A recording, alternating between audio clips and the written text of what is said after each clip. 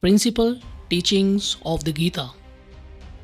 For his own realization, God has laid down in the Gita two principal ways, Sankhya Yoga and Karma Yoga.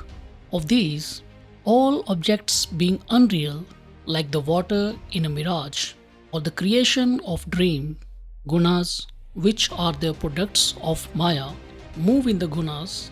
Understanding this sense of doership should be lost with regard to all the activities of the mind, senses, and the body, from chapter 5, verse 8 and 9, and being established ever in identity with all pervading God, the embodiment of truth, knowledge, and bliss.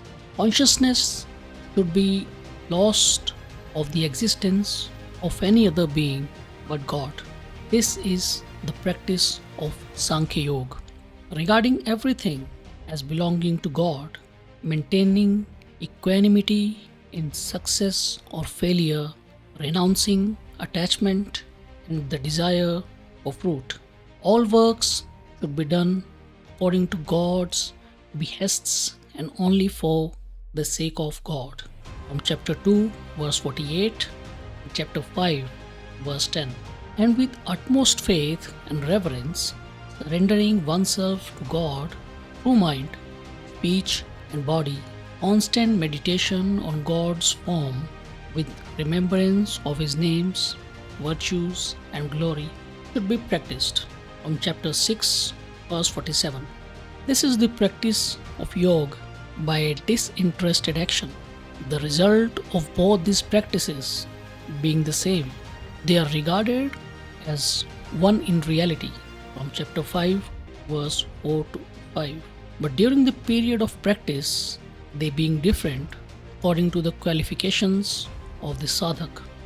The two paths to that supreme Purusha Narayan, who is extolled even by great gods like Brahma, Varuna, the god of water, Indra, the god of rain, Rudra, the god of destruction, and the Maruts, the wind gods, whose celestial hymns, whose glories are sung by those proficient in chanting the Samaved through the Vedas, along with the six Angas, branches of knowledge auxiliary to the Vedas. Further, division of the Vedic texts into separate words, Ram and Jat, particular forms of reciting the Vedas and the Upanishads, who is perceived by the yogis by means of their mind made steady through meditation and fixed on the Lord, and whose reality is not known even to gods and asuras.